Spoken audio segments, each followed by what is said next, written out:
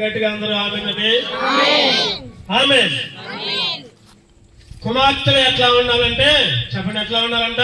నగరకై చెక్కబడిన మూల కంబాల్లాగా ఉండాలి. మూల కంబాల్లాగా మన బిడ్డలు, మన యవనస్తులు, మన కుమారులు గాని కుమార్తెలు గాని దేవుని కొరకు సిద్ధపడే వారిగా ఉండాలి. విచారకరం ఏంటంటే ఈ రోజుల్లో తల్లిదండ్రులు చర్చికి పోతారు, పిల్లలు మాత్రం ఇళ్ళ దగ్గరనే ఉంటారు. తల్లిదండ్రులు ఎంతో భయంతో ఉంటారు, పిల్లలు మాత్రం టీవీలకి, ఫోన్లకి, సెల్ ఫోన్లకి బానిసలుగా ఉంటారు. అందుకనే దావీదు అంటా ఉంటాడు 139వ కీర్తనలో 14వ వచనంలో, ఇందాక 13వ వచనం చెప్పారు, ఇప్పుడు 14వ వచనం చదువుకున్నాం. 139:14 వచనం, నీవు నన్ను కలుగజేసిన విధము చూడగా భయమును ఆశ్చర్యమును నాకు పుట్టుచున్నవే. దావీదు అంటున్నాడు, ఏమనంటున్నాడు చెప్పండి? నీవు నన్ను కలుగజేసిన విధము చూడగా భయమును ఆశ్చర్యమును. భయము ఆశ్చర్యం. దేవుడు మనల్ని కలగజేసినప్పుడు, దేవుడు మనల్ని పుట్టించినప్పుడు భయం అయిందంట దావీదుకి. ఇంకా చెప్పండి, ఇంకేమైందంట? ఆశ్చర్యమైందంట. ఏంటి చెప్పండి? ఎందుకని భయం అయింది? ఎందుకని ఆశ్చర్యమైంది? చెప్పాలి. భయం ఎందుకైంది? ఆశ్చర్యం ఎందుకైంది? ఒక బిడ్డ ఈ లోకంలోకి రావాలంటే భయమైందంట, ఆశ్చర్యమైందంట. ఈ మధ్య ఒక ట్రైన్ వచ్చింది, వందే భారత్ ట్రైన్ అని చూసే ఉంటారు మీరు, వార్తల్లో కూడా చూసే ఉంటారు. అది సికింద్రాబాద్ లో బయలుదేరితే విశాఖపట్నం దాకా వెళ్ళింది. దానికి పునాది ఎక్కడంటే, ప్రారంభం ఎక్కడంటే సికింద్రాబాద్ లో బయలుదేరితే కొన్ని స్టేషన్లోనే ఆగిద్ది. వరంగల్ అని, ఖమ్మం అని, లేకపోతే విజయవాడ, రాజమండ్రి, తర్వాత సామర్లకోట, తర్వాత వైజాగ్, విశాఖపట్నం. అంటే ఒక దగ్గర ప్రారంభమయ్యి మధ్యలో దిగుతా ఉంటారు, ఎక్కుతా ఉంటారు, దిగుతా ఉంటారు, ఎక్కుతా ఉంటారు.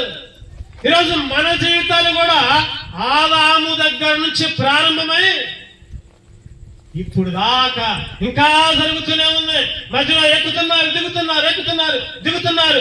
ఆ వందే భారత్ ట్రైన్ పోవాలంటే ఏం కావాలి చెప్పండి? స్టేషన్లు ఉండాలి, స్టేషన్ మాస్టర్లు ఉండాలి, తర్వాత రైలు పట్టాలు ఉండాలి, తర్వాత సిగ్నల్ వ్యవస్థ ఉండాలి, లేకపోతే ఇంకా కార్మికులు ఉండాలి, చాలా మంది ఉండాలి. ఈరోజు మన జీవితాలు కూడా ఆదాము దగ్గర నుంచి ప్రారంభమయ్యి ఇంకా దేవుని రాకడ దాకా పుడుతూనే ఉంటారు, చనిపోతూనే ఉంటారు. చెప్పండి, ఆ ట్రైన్ ఖమ్మం దాకొచ్చి ఖమ్మం నుంచి ఒక పట్ట మీద పొమ్మంటే పోద్దా? అంటే సికింద్రాబాద్ నుంచి విశాఖపట్నం దాకా 2 పట్టాలు ఉండాలి. ఒక పట్ట అయితే కుదరదు. 2 పట్టాలు దేని గుర్తుంటే, ఒక పట్ట తల్లి అయితే రెండో పట్ట తండ్రి. అంటే తల్లి తండ్రి ఉంటేనే ఆ గమ్యం, ఆ ప్రయాణం చాలా ఈజీగా పోతుంది. ఆ వందే భారత్ ట్రైన్ గమ్యాన్ని చేరుకుంటుంది. మనం ఇంకా గమ్యాన్ని చేరుకోవాలా. 2024వ సంవత్సరం అంటే ఆదాము నుంచి మొదటి తరాన్ని మొదలు పెడితే ఇప్పుడు దాకా తరాలు తరాలు తరాలు తరాలు స్టేషన్లో ఏ విధంగా లెక్క పెట్టుకుంటామో మన తరాలు కూడా లెక్క పెట్టుకుంటా ఉంటుంటే ఇంకా పుడుతూనే ఉన్నారు, చనిపోతూనే ఉన్నారు, పుడుతూనే ఉన్నారు, చనిపోతూనే ఉన్నారు. ఎన్నో వేల తరాలు కంప్లీట్ అయ్యాయి ఇప్పటికి. ఎందుకు ఈ మాట చెప్తున్నానంటే, తల్లి తండ్రి 2 పట్టాలుగా బైబిల్లో ఒక వచనం ఉంటుంది. ఏంటిదంటే ఆ వచనం మత్తయి సువార్త 1వ అధ్యాయం 5వ వచనం చూస్తే, మత్తయి సువార్త 1వ అధ్యాయం 5వ వచనం చూస్తే చదవండి. నయసోను సల్మానుని కనెను, సల్మాను రాహాబునందు బోయజును కనెను, బోయజు రూతునందు ఓబేదును కనెను, ఓబేదు యెషయిని కనెను, యెషయి రాజైన దావీదును కనెను. ఈ వచనాలన్నీ చూస్తే ఇక్కడ ఒక మాట చూస్తే సల్మాను రాహాబునందు బోయజును కనెను. సల్మాను రాహాబు భార్యాభర్తలుగా ఉన్నారు. సల్మాను ఒక పట్ట అయితే చెప్పండి, రాహాబు ఇంకో పట్ట. సల్మాను అనే పట్ట ఇశ్రాయేలు నుంచి వస్తే మరి రాహాబు ఎక్కడి నుంచి వచ్చింది చెప్పండి? రాహాబు ఎరుకో ప్రాంతం నుంచి వచ్చింది. అంటే అక్కడక్కడ ప్రాంతాల్లో ఈ రోజుల్లో కూడా పెళ్లి చేసుకునేటప్పుడు ఒక్కోసారి జిల్లాలు మారుతూ ఉంటాయి, ఒక్కోసారి రాష్ట్రాలు మారుతూ ఉంటాయి. కొంతమంది వేరే దేశం వాళ్ళు కూడా పెళ్లి చేసుకుంటున్నారు. కారణం ఏంటంటే వాళ్ళకు పుట్టిన బిడ్డలు భవిష్యత్తులో దేవుని కొరకు సిద్ధపడే బిడ్డలుగా ఉంటున్నారు. క్రైస్తవులైతే ముఖ్యంగా ఆలోచిస్తే దేవుని కొరకు పెంచే బిడ్డలుగా. ఎందుకు ఈ మాట చెబుతున్నానంటే ఎరుకో నుంచి రాహాబు వచ్చింది, ఇశ్రాయేలు నుంచి సల్మాన్ వచ్చారు. వాళ్ళిద్దరూ పెళ్లి చేసుకున్నారు. రాహాబు వంశం గాని రాహాబు పితరులు గాని వాళ్ళు ఎటువంటి వాళ్ళంటే దేవునికి విరోధంగా జీవించారు. మరి వారిద్దరి నుంచి చూస్తే బోయజు పుట్టిండు. బోయజు ఎవరిని పెళ్లి చేసుకుంటూ చెప్పండి? బోయజు ఎవరిని పెళ్లి చేసుకుంటా? రూతుని పెళ్లి చేసుకోండి. రూతు ఏ దేశానికి చెందింది? మోయాబు దేశానికి చెందింది. ఇవన్నీ బైబిల్ ఎక్కువ చదువుకున్న వాళ్ళకి, ఆదివారాలు వాక్యం విన్న వాళ్ళకి ఈ అర్థమైతాయి. ఆ రూతు మోయాబు దేశం నుంచి వచ్చింది. బోయజేమో ఇశ్రాయేలు వారసులుగా ఉంటాడు. వాళ్ళిద్దరూ పెళ్లి చేసుకున్నారు. చివరికి వాళ్ళ ద్వారా ఓబేదు, ఓబేదు తర్వాత యెషై తర్వాత దావీదు నుంచి ఎవరు వచ్చారు? యేసు క్రీస్తు వచ్చారు. అంటే ఈ లోకంలో ఒక దాన్ని సాధించాలంటే ఆ రోజు మనోహ గర్భం ద్వారా సంసోను పుట్టాడు, ఇశ్రాయేలును రక్షించాడు. అంటే ఈ లోకంలో ఒక సమస్యను సాధించాలంటే తల్లి గర్భములోనే పునాది ఏర్పడింది. మరియ గర్భం లోకమంతా పాపంతో నిండింది. మరి ఈ పాపం పోవాలంటే ఒక గర్భంలో ఒక పిండం రావాలి. ఏ గర్భం అంటే మరియ గర్భం నుంచి యేసుక్రీస్తు రావాలి. లోక పాపాలను మోసుకొని పోయే దేవుని గొర్రెపిల్ల. మరి మార్గాల్ని సరళం చేయడానికి ఒకళ్ళు రావాలి భూమి మీదకి. మరి ఆ ఒకళ్ళు ఎవరి గర్భంలో ఉన్నారంటే ఎలిజబెత్ గర్భంలో ఉండాలి. ఎలిజబెత్ గర్భంలో బాప్తిస్మిచ్చి యోహాను. అంటే ఒక వ్యక్తి భూలోకంలో పుట్టే ముందు వారి పితరులు దేవునికి విధంగా ఉన్నా వారి బిడ్డలు దేవుని కొరకు వాడబడ్డారు. ఈ రాత్రి కాల సమయంలో రెబెకా కూడా ఈ లోకంలో పుట్టింది. ఈ భవిష్యత్తులో ఈ రెబెకా మరి దేవునికి బలమైన సాధనంగా, బలమైన పనిముట్టుగా ఉపయోగపడితేమో తెలియదు. తల్లిదండ్రుల ప్రార్థనే బిడ్డల్ని అత్యున్నతమైన స్థితిలో ఉంచుతా ఉంటారు. అందుకనే దావీదు అంటున్నాడు, అయ్యా నీవు నన్ను కలుగజేసినదని చూస్తే భయము, ఆశ్చర్యం. చెప్పండి, తల్లి చూసిద్దా లోపల పిండం ఉన్నప్పుడు? చెప్పాలి, మీ అందరు తల్లిలే కదా. మీ గర్భంలో పిండాలు ఉన్నప్పుడు మీరు చూస్తారా?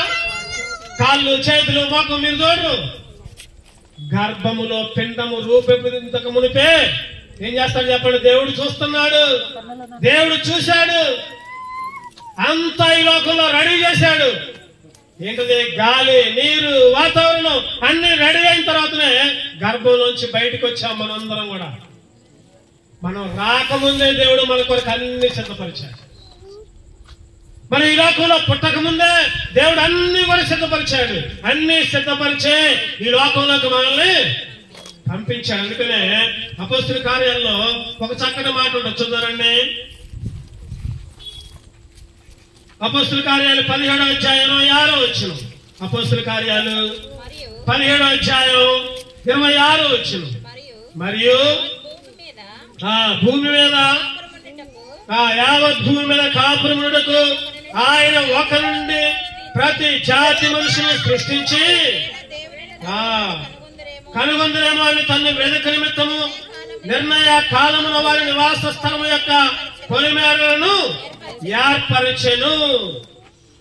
యావత్ భూమి మీద కాపురమునకు ఆయన ఒకరి నుండి ప్రతి జాతి మనుషుల్ని సృష్టించాడు. ఆయన ప్రతి జాతి మనుషుల్ని ఆయన ఎందుకు సృష్టించాడంటే దేవుని సన్నిధిలో బలమైన పనిముట్టిగా వాడబట్టడానికి.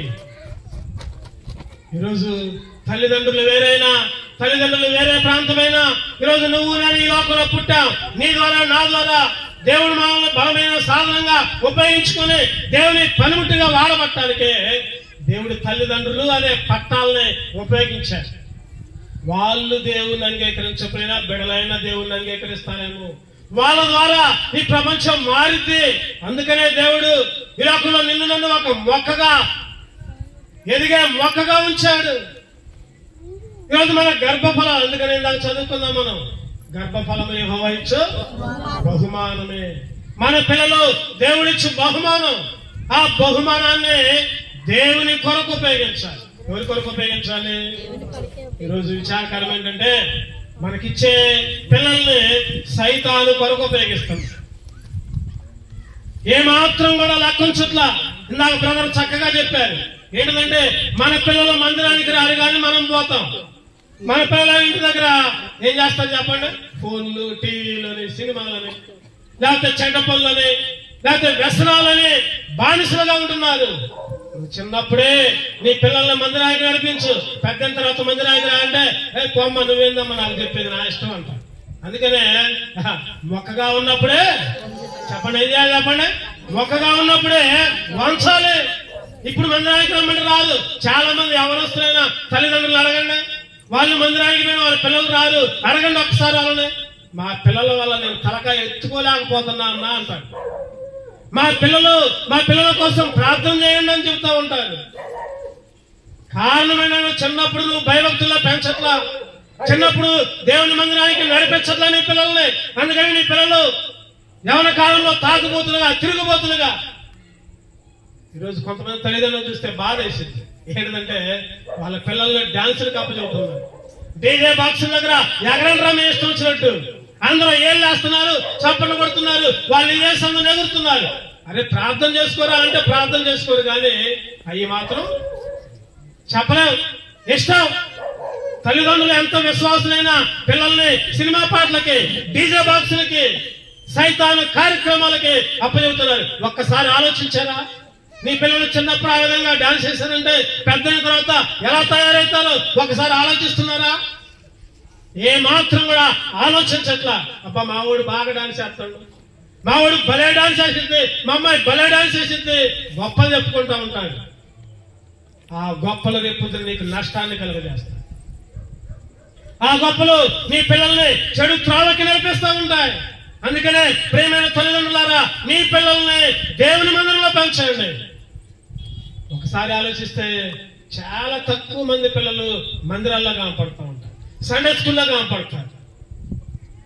ఒక్కోసారి మందిరంలో బలవంతం మీద వచ్చినా సరే ఇంటి దగ్గరకు వస్తే ఇష్టం వచ్చిన రీతిలో పెంచుతూ ఉంటారు. ఈరోజు గర్భఫలం అనేది యెహోవా ఇచ్చే బహుమానం. ఆయన మనల్ని కలుగు చేసిన విధంగా చూస్తే భయం అవుతుందంట, ఇంకా ఆశ్చర్యమవుతుందంట. తల్లికి తెలియదు, తండ్రికి తెలియదు ఆ పిండం వచ్చేది, దేవుడికి మాత్రం ముందే తెలుస్తుంది.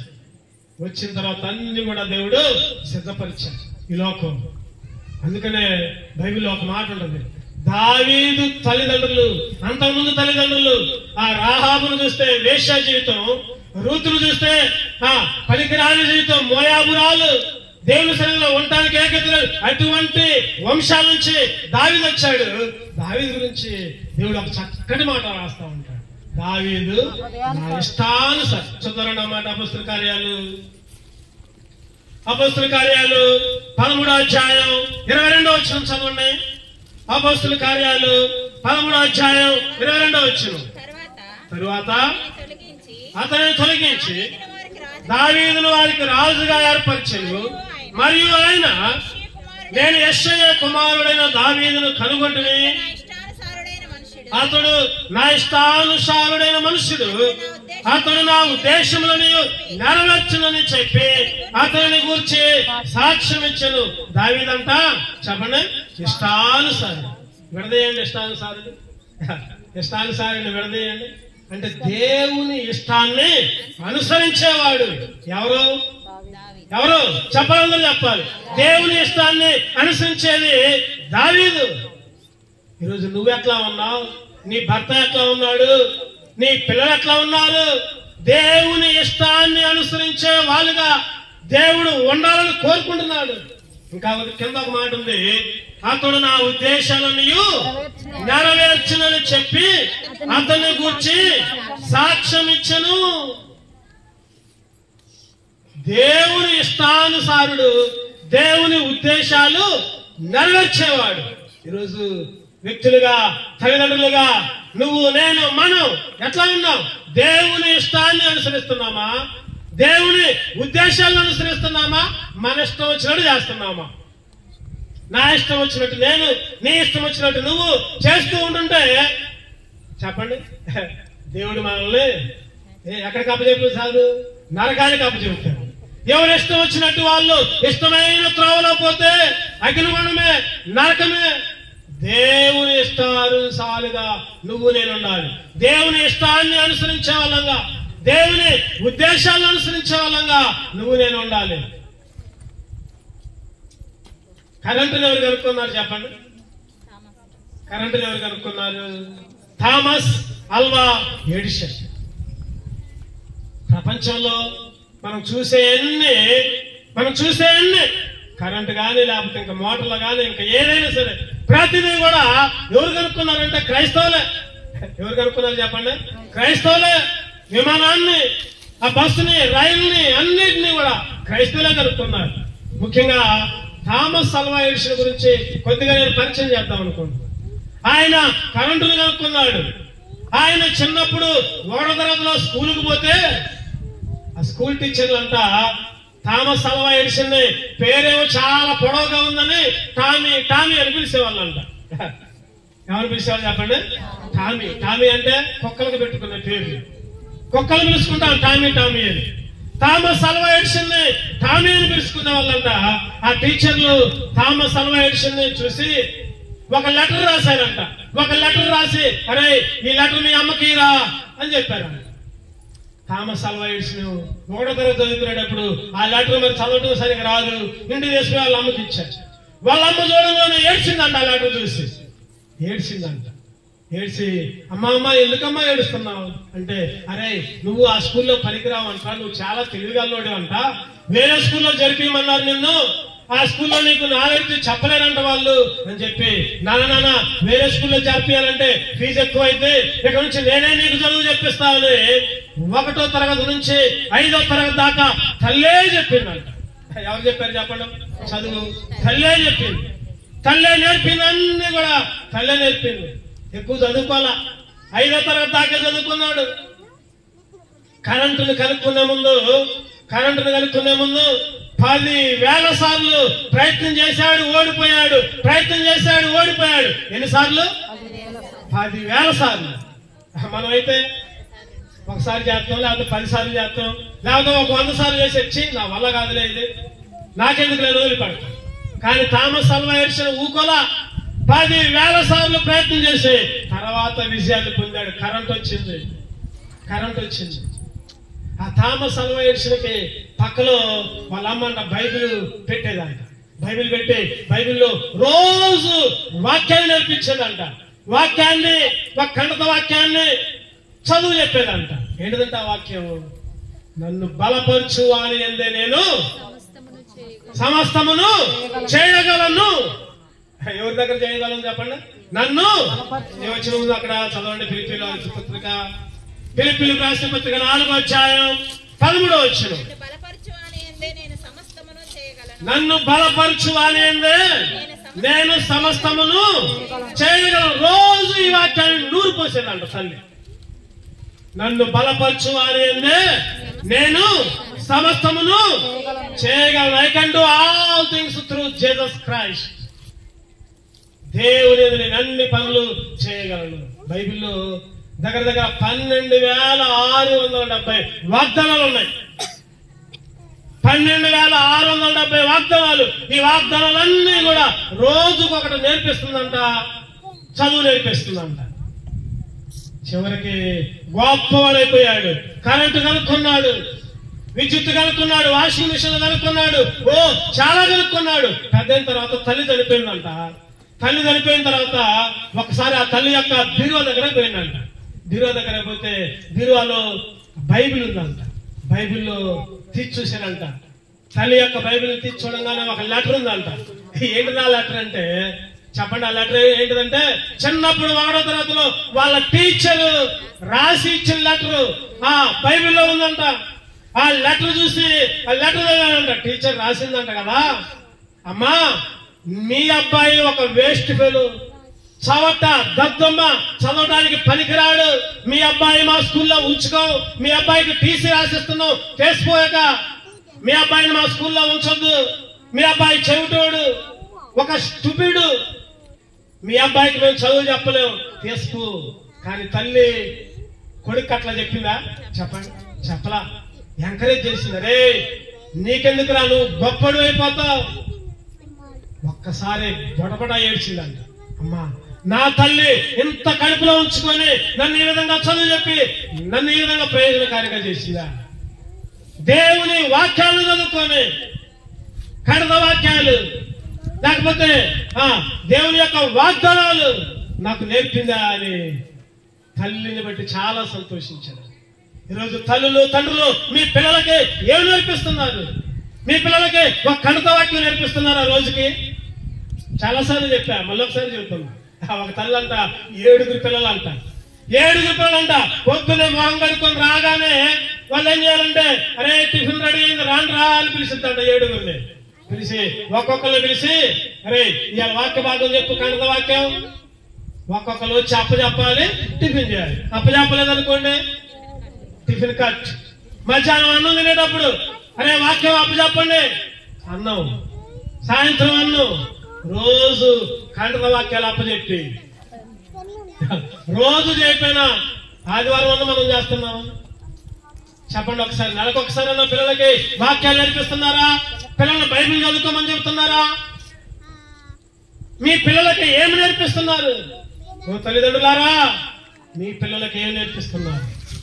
థామస్ అల్వా ఎడిసన్ గొప్ప సైంటిస్ట్ అయిపోయాడు, గొప్ప గొప్ప అన్ని కనుక్కున్నాడు. దేన్ని బట్టి చెప్పండి? దేవుని జ్ఞానాన్ని బట్టి, ఆ తల్లి పెంచిన విధానాన్ని బట్టి. ఆ తల్లి థామస్ అల్వా ఎడిసన్ని ఒకే ఒక వాక్యాన్ని నూరిపోసింది. 7వ వాక్యం చెప్పండి. నన్ను బలపరిచిన వాని యందే నేను సమస్తము చేయగలను, చేయగలను. నాకు చేతనైంది ఏది, చేతగాని ఏది లేదు, అన్ని నాకు చేత అవుతాయి. ఈరోజు మనం అది చేత కాదు లేరా, నీకు అది చేత కాదు లేరా, ఈ చేత కాదు లేరా. దేవుని యందు సమస్తము కూడా, చెప్పండి అందరూ చెప్పండి, దేవునికి సమస్తము సాధ్యమే. ఎవరైతే దేవుని మందిరంలో పెంచబడతారో వాళ్ళు కూడా సమస్తమును కూడా చేయగలరు, వాళ్ళు కూడా సమస్తాన్ని కూడా చేయగలరు. ముఖ్యంగా ఎట్లా పెరగాలంటే దేవునికి ఇష్టానుసారంగా, దేవుని ఉద్దేశాలని నెరవేర్చే వారిగా మన పిల్లల్ని పెంచాలి. అందుకనే ద్వితీయోపదేశకాండంలో 6వ అధ్యాయంలో ఒక మాట ఉంటుంది, చదువురండి. ద్వితీయోపదేశకాండం, నేను ముగిస్తున్నాను, ఒక 10 నిమిషాల్లో ముగించుకుందాం. ద్వితీయోపదేశకాండం 6వ అధ్యాయం 6వ వచనం. నేడు నేను నీకు ఆజ్ఞాపించి ఈ మాటలు నీ హృదయంలో ఉన్నవాడు, నీవు నీ కుమారులకు వాటిని అభ్యసింపజేసి నీ ఇంట కూర్చున్నప్పుడు, త్రాను నడిచినప్పుడు, పండుకున్నప్పుడు, లేచినప్పుడు వాటిని గురించి మాట్లాడవలను. సూచనగా వాటిని నీ చేతికి ఏంటై కట్టుకునేది? దేవుని వాక్యాలు హృదయంలో ఉంచుకోవాలంట. నీ కుమారులకు వాటిని అభ్యసింపజేయాలి. అదే అభ్యాసం. నీ పిల్లలకి దేవుని వాక్యాలు అభ్యాసం చేయాలి. అభ్యాసం చేయకపోతే ఇక నేను చెప్పక్కర్లా, మీరే చెబుతారు. ఒకసారి మీకు అవకాశం ఇస్తే, అయ్యా నా పిల్లలు ఎట్లా ఉన్నారయ్యా, పెద్దయిన తర్వాత ఎట్లా నాకు వ్యతిరేకంగా ఉన్నారు, ఎన్నో పాడు పనులు చేస్తున్నారు, దేవునికి వ్యతిరేకంగా ఉంటున్నారని గొంతెత్తి చెబుతారు మీరే. కారణం ఏంటంటే మీ పిల్లలు చిన్నప్పటి నుంచి సరిగా పెంచలా, చిన్నప్పటి నుంచి దేవుని మందిరంలో నడిపించరా. సైతానికి అప్పచెప్పారు, టీవీలకు అప్పచెప్పారు, ఫోన్లకు అప్పచెప్పారు, చెడు వ్యసనాలకు అప్పచెప్పారు. పొద్దునే పోతున్నారు, ఏం చేస్తున్నారు లేదు, ఎక్కడ ఉన్నారో లేదు, వస్తున్నారు, తింటున్నారు, ఒక్కోసారి తినడానికి కూడా రారు. మళ్ళీ ఏమన్నంటే అది ఒక 2 రోజులు దూరంగా ఉన్నారనుకో, మా ఊళ్ళో ఏమనొద్దు, తల్లిదండ్రులు అనరు, ఆ మాస్టర్లు కూడా అన్నయ్యలు లేకపోతే చర్చిలో కూడా తీసుకొని పోరు. ఇంకెక్కడ బాగుపడతారండి? మీ కుమార్తెలు మీ కుమారులు ఎక్కడ బాగుపడతారు? ప్రియమైన తల్లిదండ్రులుగా ఒక్కసారి ఆలోచించు. మీ పిల్లల్ని చిన్నప్పుడే ఎక్కడ గడిపేయాలి చెప్పండి? దేవుని మందిరాలకి. చిన్నప్పుడే ఫోన్లలో పెట్టండి, ఫోన్లు వేయండి, ఫోన్లలో వాక్యాలు పెట్టండి, పాటలు పెట్టండి. ఇలా ఫోన్లలో దగ్గర ఒక భక్తుడు చెప్తున్నాడు 850 ఛానల్ ఉన్నాయంట. ఈ 850 ఛానల్లో 820 దాకా అన్ని చెడే. టెర్రరిస్టులని, తుపాకీలు కాల్చడమని, లేకపోతే చెడు చూడకూడని అన్ని ఫోన్లలో ఉంటున్నాయి. అవి చూస్తే నీ పిల్లలు ఇంకెట్లా తయారవుతారు? నీ పిల్లలు ఇంకా ఏం చేస్తారు? ఒక్కొక్కరు సీక్రెట్ గా పోతారు, ఎక్కడో మోరీల దగ్గర కూర్చుంటారు, 4-5 గుంపులుగా ఉంటారు, తొంగి చూస్తారు, చూడకూడని అన్ని చూస్తూ ఉంటారు. ఏంటి నువ్వు నేర్పించేది? ఏం నేర్పిస్తున్నారు మీ పిల్లలకి ఈ రోజుల్లో? పిల్లలందరూ చెడిపోతున్నారు. పిల్లలందరూ చెడిపోవడానికి కారణం వాళ్ళు కాదు, గుర్తుపెట్టుకోండి, తల్లిదండ్రులే కారణం. నీ పిల్లవాడు లేకపోతే నీ కుమార్తె నీ కుమారుడు చెడిపోయాడంటే కారణం నువ్వే. వాళ్ళ కొరకు ప్రార్థన చేయట్లా, వాళ్ళ మందిరానికి నడిపించట్లా, వాళ్ళకి భయభక్తులు నేర్పించట్లా, ఇష్టానుసారంగా కంటున్నావు, రోడ్డుకి అప్పచెబుతున్నావు. చెప్పండి, 1 లక్ష రూపాయలు ఉంటే బీరువాల్లో దాచుకుంటాం, ఇంకొద్దిగా ఎక్కువ ఉంటే బ్యాంకుల్లో పోయి దాచుకుంటాం. డబ్బునైతే జాగ్రత్తగా దాచుకుంటున్నాం, కానీ పిల్లలను మాత్రం జాగ్రత్తగా దాచుకోవట్లా, రోడ్డు మీద అప్పచెబుతున్నాం. అరే నీ ఇష్టం వచ్చినట్టు తిరుగు.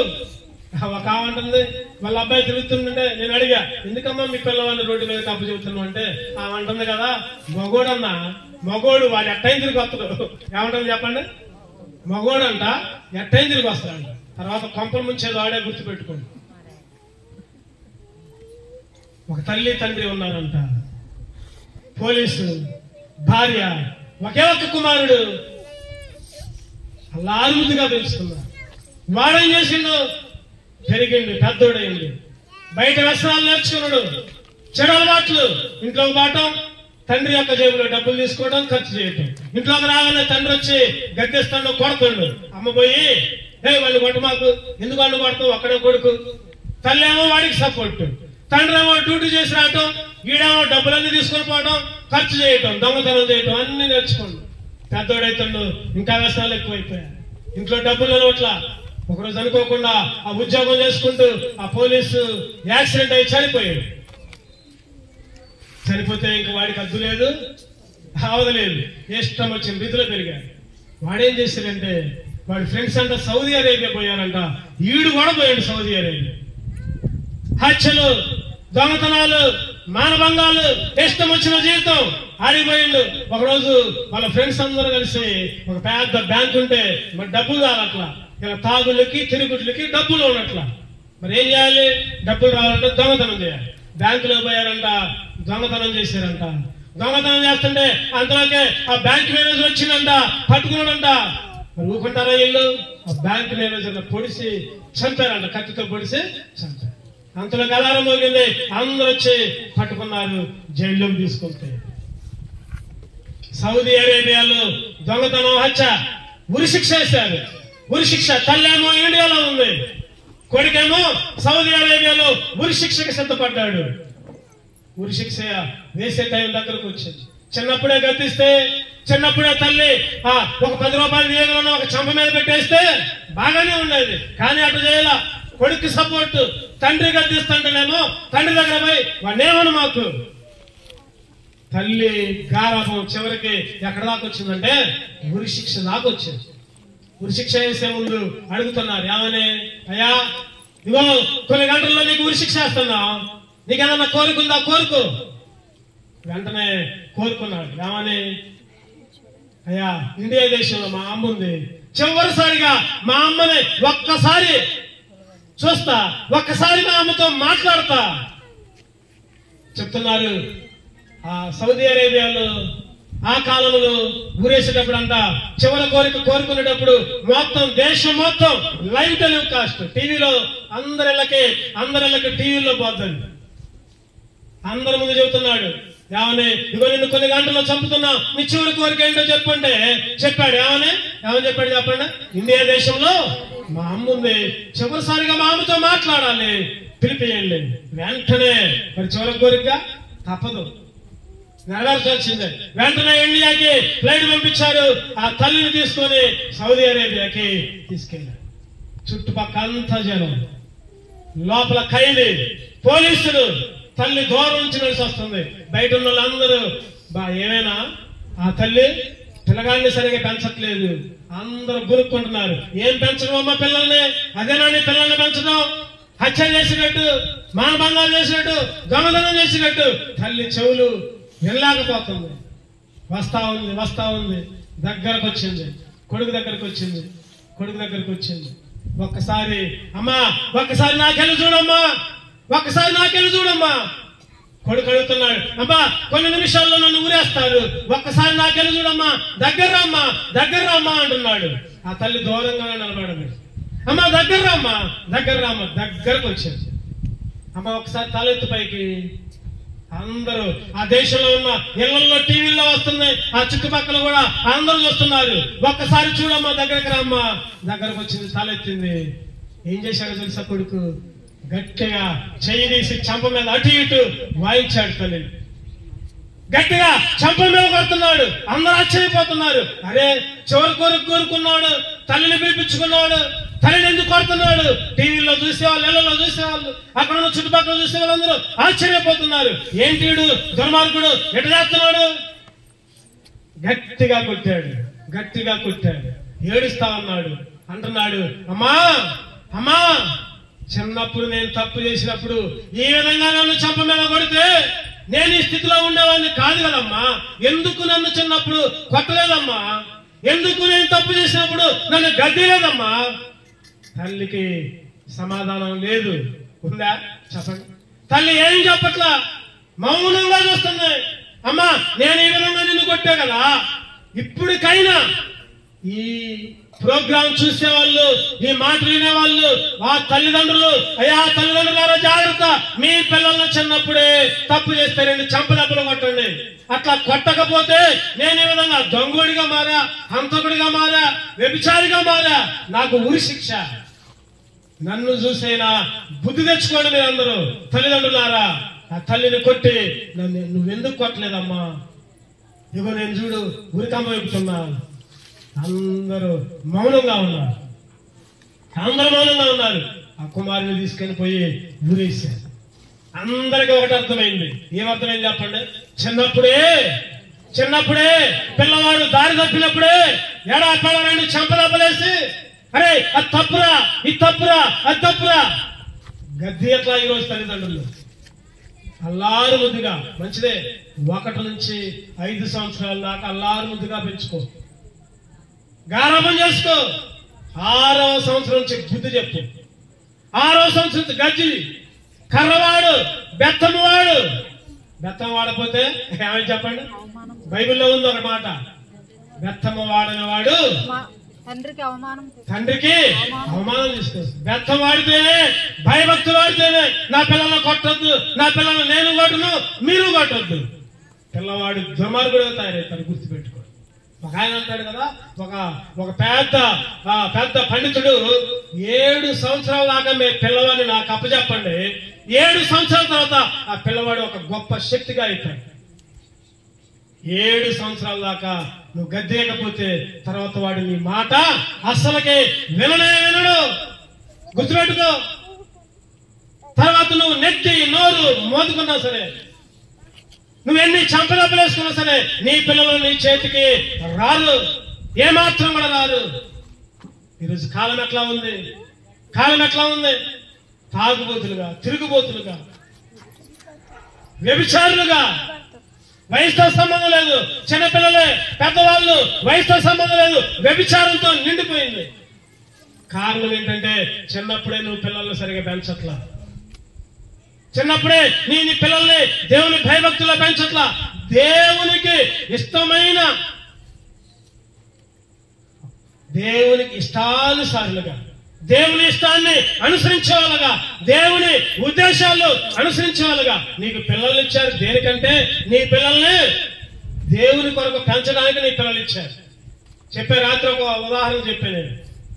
ఒక మామిడి చెట్టు ఉంది, మామిడికాయలు కాసిద్ది, మంచిగా నీరు పోస్తాం, కాయలు కాసిద్ది. ఆ కాయలు ఎవరికి చెప్పండి?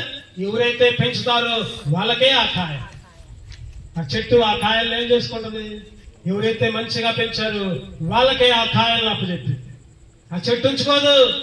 ఈరోజు దేవుడు కూడా నిన్ను, నీ పిల్లల్ని నీకు ఇచ్చాడు. నీ పిల్లల్ని జాగ్రత్తగా దేవుడికి అప్పచెప్పాలి, గుర్తుపెట్టుకో. కానీ నువ్వు సైతానికి అప్పచెప్తున్నావు. ఈ లోకపు అలవాట్లకి, ఈ లోకపు ఆచారాలకి, ఈ లోకపు సైతాను క్రియలకి ఈరోజు మనందరం కూడా తల్లిదండ్రులుగా ఉంటున్నాం. మన పిల్లల్ని దేవునికి ఇష్టమైన వాళ్ళగా పెంచాలి. అందుకనే సమూయేలు గ్రంథంలో ఒక మాట ఉంటుంది, నన్ను గణపరచు వారిని నేను గణపరచు. మీరు నా యొద్దకు రండి, నేను మీ యొద్దకి వస్తా. మీరు నా యొద్దకు రండి, నేను మీ దగ్గరకు వస్తా. అసలు నువ్వే సరిగ్గా ప్రార్థన చేయవు, నువ్వే భయభక్తులు ఉండవు. ఆదివారం పోతావు, కాసేపు ఒక 3 గంటలు పాటలు పాడతావు, మంచిగా ఏడ్చుకుంటా ప్రార్థన చేస్తావు. మళ్ళీ ఇంటికి వచ్చి ఎలా మామూలే బూతులు, టీవీలో సినిమాలు, సీరియళ్ళు అన్ని చూస్తావు. ఇంకా నీ పిల్లలకేం చెబుతావు? ముందు నువ్వు జాగ్రత్తగా ఉండు. ఓ తల్లి, ఓ తండ్రి, నువ్వు జాగ్రత్తగా ఉండు. నువ్వు జాగ్రత్తగా ఉంటే నీ పిల్లలు కూడా నీ దగ్గర నుంచి నేర్చుకుంటారు. తల్లి నేర్పింది. థామస్ అల్వా ఎడిసన్కి ఎవరు నేర్పారు చెప్పండి? తల్లి నేర్పింది. గొప్పవాడిగా తయారయ్యాడు, గొప్పవాడిగా. అందుకనే మన పిల్లల్ని దేవుని వాక్యాన్ని అభ్యసించే పిల్లలుగా, దేవుని గురించి లేచినప్పుడు, పండుకునేటప్పుడు, త్రోవలో పోయేటప్పుడు వాటిని ధ్యానించే వాళ్ళగా మన పిల్లలను తయారు చేయాలి. ఎప్పుడైతే ఈ విధంగా తయారు చేస్తామో మన పిల్లలు చెప్పండి ఎంతో ఆశీర్వాదకరమైన పిల్లలుగా ఉంటారు. వాళ్ళ చదువులు, వాళ్ళ ఆరోగ్యాలు, వాళ్ళ భవిష్యత్తులు, వాళ్ళ వివాహాలు, వాళ్ళ ఉద్యోగాలు అన్ని కూడా నీవు పైవాడిగానే ఉంటావు కానీ కిందివాడిగా ఉండవు. ఎప్పుడు నువ్వు తలగా ఉంటావు కానీ తోకగా ఉండవు. ఎప్పుడు దేవుని వాక్యాలన్నింటినీ కూడా, ఆకలన్నింటినీ కూడా విధేయులుగా ఉంటే, వాటిని పాటిస్తే, లేకపోతే నువ్వు కిందోడివే. ఎప్పుడు నువ్వు తోకవే, ఎప్పుడు నువ్వు అగ్నిగుండమే, నరకమే. గుర్తుపెట్టుకో. ఈ రాత్రి కాల సమయంలో కళ్యాణిని, వెంకటేష్ని ప్రేమించి ఇచ్చిన రెబెకా ఇప్పుడు చాలా 1 సంవత్సరమే, ఇంకో 4 సంవత్సరాలు, 5 సంవత్సరాల తర్వాత దేవుని కొరకు బలమైన పనిముట్టుగా ఉండాలి. దేవుని మందిరంలో పనులు చేయాలి, దేవుని మందిరంలో చాపలు వేయాలి, దేవుని మందిరంలో వాయిద్యాలు వాయించాలి, పాటలు పాడాలి. దేవుని మందిరంలో పనులు చేస్తే నీ పిల్లలు ఆశీర్వదించబడతారు. గుర్తుపెట్టుకో. ఏదో డబ్బులు, ఏదో మేడలు, మిత్తులు, అగో ఆ పిల్లవాడికి ఈ స్థలం, ఆ పిల్లవాడికి ఆ ఇల్లు, ఆ పిల్లవాడి బ్యాంక్ పైన 1-2 లక్షలు, అవన్నీ కాలిపోతాయి, అవన్నీ ఖర్చు అయిపోతాయి. దేవుని మందిరంలో పనులు చేపించడం నేర్పు నీ పిల్లలకి. అందుకనే బైబిల్లో ఒక మాట ఉంటుంది, యెహోవా ఆశీర్వాదము, చెప్పండి అందరూ చెప్పండి, యెహోవా ఆశీర్వాదము ఐశ్వర్యం ఇచ్చిన. ఆయన ఆశీర్వాదం ఉంటే చాలు, ఇంకేదక్కర్లా. గుర్తుపెట్టుకోండి. డబ్బులో, మేళ్ళలో, మెదలో, పొలాల్లో ఇంకేదక్కర్లా. దేవుని ఆశీర్వాదం ఉంటే చాలు. ఆయన ఆశీర్వాదం రావాలంటే నీ పిల్లలు మందిరంలో ఉండాలి. మందిరంలో లేకపోతే, మందిరంలో పెరగపోతే లోక అలవాట్లు, లోక స్నేహాలు విచ్చలవిడిగా, ముందు ఒకలాగా వెనక ఒకలాగా. మన దగ్గర ఏమో చాలా మంచిగా ఉంటారు, బయట ఏమో సైతానికి ఇష్టమైన కార్యాలను చేస్తారు. కాబట్టి రాత్రికాల సమయంలో మరొకసారి మీ పిల్లల్ని దేవుని మందిరానికి అప్పచెప్పండి. మీ పిల్లలకి వాక్యాలను నేర్పండి. మీ పిల్లల్ని దేవుని ఇష్టాన్ని అనుసరించే పిల్లలుగా మార్చండి. దేవుని ఉద్దేశాలని అనుసరించే పిల్లలుగా మార్చండి. మీరు కూడా అలా చేయండి. అప్పుడు మీరు, మీ కుటుంబాలు, యెహోషువ అంటాడు చెప్పండి, నేనును నా ఇంటి వారిను యెహోవానే. ఎంతమంది చెబుతున్నారు ఈ మాట? ఈరోజు నేను ఒక్కదాన్ని పోతే చాలు, నేను ఒక్కడిని పోతే చాలు. కాదు, గుర్తుపెట్టుకో. నీ భర్తను మార్చు, నీ భార్యను మార్చు, నీ పిల్లలు మార్చు. మందిరానికి కుటుంబంతో సహా తోడుకొని వెళ్ళు. నువ్వెక్కడికి వెళ్తే అక్కడ నీ కుటుంబం కూడా అవసరమయ్యేటట్టు చూసుకో. ప్రతి విధమైన ఆశీర్వాదాలు దేవుడు మీకు అనుగ్రహిస్తా ఉంటాడు. అటువంటి ఆశీర్వాదాలు పొందే కుటుంబాలుగా ఈ కుటుంబాన్ని అదేవిధంగా మన కుటుంబాన్ని దేవుడు సిద్ధపరచును గాక. ఆమేన్. రెండు కళ్ళు మూసుకుందాం. ఒకసారి కళ్ళు మూసుకుందాం. ఒకసారి పరీక్ష చేసుకుందాం. ఎట్లా ఉంది మన పిల్లల పరిస్థితి?